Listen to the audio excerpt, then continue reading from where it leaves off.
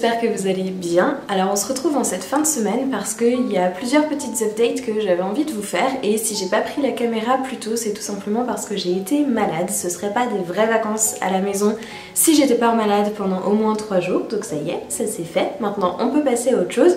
Aujourd'hui ça va beaucoup mieux et je vais enfin pouvoir mentionner tout ce dont j'avais envie de vous parler pendant la semaine et que j'ai dû reporter. Première chose, vous aurez vu dans les images du tout début du vlog que j'ai été à Paris dimanche dernier. J'ai été voir l'exposition de Banksy.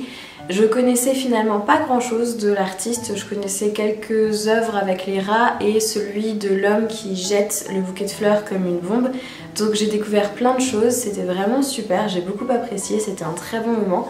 Et quand je suis sortie, je me suis dit que j'allais aller me balader dans les rues de Paris et je suis tombée sur une boutique qui vendait plein d'affiches et il y en a eu une en particulier qui m'a fait de l'œil. Alors au départ j'ai résisté, je suis partie et en fait je suis revenue genre 5 minutes plus tard en me disant non, si tu la prends pas tu vas regretter. Et il s'agit de cette superbe affiche qui s'appelle Fleurs et en fait qui représente, eh bien, comme son nom l'indique, plein de fleurs différentes. On dirait un petit peu un vieil herbier, c'est assez à la mode finalement des affiches comme ça en ce moment. Mais celle-ci je l'avais jamais vue nulle part et je la trouve vraiment très belle. Donc je suis absolument ravie de mon achat. Et hier après-midi j'ai été acheter un cadre pour pouvoir la mettre dedans. Donc tout à l'heure ce que je vais faire c'est que je vais l'installer dans son cadre et je vais l'accrocher dans mon bureau et je vais aussi en profiter pour accrocher le dessin que maman nous a fait la semaine dernière, il y a 15 jours, je sais plus, le dessin qu'elle nous a offert que je vous avais présenté dans le vlog de la semaine dernière. J'ai pris un cadre pour celui-là aussi. Deuxième chose, je suis passée chez Shakespeare & Co, vous l'aurez vu également dans le vlog, et j'ai fait 2 achats.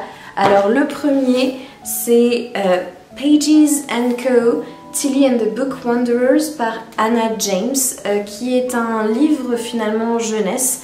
Ça raconte l'histoire donc de Tilly qui est une jeune fille qui habite avec ses grands-parents. Ses grands-parents sont libraires et donc Tilly passe toutes ses vacances dans la librairie de ses grands-parents.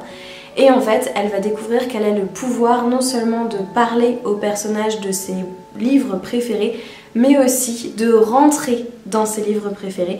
Donc tous les lecteurs parmi vous se diront « Ouh, ça a l'air intéressant » et je confirme, je l'ai fini, je l'ai dévoré en fait. Je l'ai lu, je crois en une après-midi, quelque chose comme ça. Pendant que j'étais malade bien évidemment, donc avec 3 litres de thé à peu près, un plaid et ça, j'ai passé mon après-midi comme ça et j'ai adoré, c'est vraiment génialissime. Il y a je crois 4 autres volumes qui sont sortis, 4 autres tomes, donc forcément je pense que je vais continuer la série. J'ai très hâte de poursuivre les aventures de Tilly, mais c'était vraiment génialissime. Ça se lit hyper vite, en plus à l'intérieur il y a des jolies illustrations donc ça ne gâche absolument rien. Bref, c'était une super découverte, j'ai adoré. Et le deuxième livre que j'ai acheté chez Shakespeare & Co, c'est A Deadly Education par Naomi Novik. Alors j'avais déjà lu 2 de ses ouvrages, j'avais lu Uprooted et j'avais lu Spinning Silver, que j'avais adoré. C'était chacun des contes de fées qui avaient été réinterprétés à sa manière. L'écriture est vraiment superbe, c'est magique, ça fait remonter un peu des émotions de l'enfance, il y a plein de choses hyper sympathiques. Bref, j'avais beaucoup aimé ces lectures et quand j'avais vu qu'elle avait sorti une nouvelle série, je m'étais dit qu'il fallait que je mette la main dessus. Ça faisait un petit temps que je cherchais le premier tome et que j'arrivais pas à le trouver et là je suis tombée dessus dans la librairie. Donc je me suis dit que c'était l'occasion d'essayer. Je me souviens plus trop de quoi ça parle. Il me semble que c'est l'histoire d'une jeune fille qui arrive dans une école où en gros soit tu réussis tes études soit tu meurs. Grosso modo je crois que c'est ça, et il y a des histoires de magie aussi forcément à l'intérieur. Donc ce sera ma prochaine lecture, j'ai hâte de me plonger dedans et je sais qu'au total il y a 3 tomes sur cette série. Donc si ça me plaît forcément vous en entendrez parler dans les vlogs qui viennent. En termes de lecture, j'ai aussi continué la série de Deborah Harkness dont je vous avais parlé il y a de ça 2 vlogs je crois. Je vous avais dit d'ailleurs que ça m'avait saoulée, c'est le livre des sortilèges, Discovery of Witches en anglais. Et en fait, les 4 derniers chapitres du bouquin sont intéressants. Donc ça m'a un petit peu happée quand même sur la fin et j'avais téléchargé toute la suite sur ma liseuse. J'avais rien à lire à ce moment-là donc je me suis dit allez vas-y, tu prends la suite. Donc j'ai fini le deuxième tome. J'ai toujours les mêmes problèmes hein, que dans le premier, c'est-à-dire que je trouve que voilà, leur histoire d'amour va beaucoup trop vite. Je trouve qu'il y a des choses qui sont pas du tout crédibles. J'ai du mal avec la possessivité du héros. J'ai aussi du mal en fait avec l'évolution de l'héroïne. Il y a plein de choses qui me gênent un petit peu. Mais le fond de l'histoire, ça passe quoi. C'est un peu comme les mauvaises séries à la télé, vous savez, qu'on regarde, on sait pas trop pourquoi on regarde, mais on continue de regarder, bah là c'est un petit peu ça. Donc j'ai commencé le troisième tome, il y a toujours tous ces trucs qui m'énervent, mais je continue, je vais finir. Je pense que ce sera le truc que je terminerai finalement assez rapidement parce que ça se lit quand même relativement vite. Ça me laissera pas un souvenir impérissable, mais au moins j'aurai la satisfaction de terminer, de clore cette série.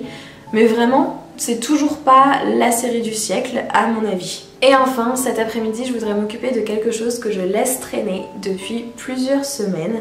J'ai acheté, il y a donc de ça, je pense maintenant, ça se compte même en mois, peut-être 2 mois, 3 mois, je ne sais pas, cette petite mousse autocollante qu'on peut découper à la forme qu'on veut et je voudrais la découper en petits carrés pour coller sous les sous-coupes en terre cuite de mes pots de fleurs qui sont posés sur des tables ou des étagères en bois pour protéger les dites tables et étagères. J'ai vu ça dans une vidéo de Benji Plants, je crois que c'est comme ça que ça s'appelle. J'ai trouvé que c'était une super astuce et je m'étais précipitée en me disant vas-y, j'achète la petite mousse et ensuite je fais mes patins pour protéger mes surfaces. Et bien évidemment, je ne l'ai jamais fait. Donc ça y est, c'est bon, je suis motivée. Il faut toujours le temps hein, chez moi que les choses mûrissent, je sais pas si vous avez remarqué. Mais du coup, le moment est venu, cet après-midi, je m'occupe enfin de faire ça.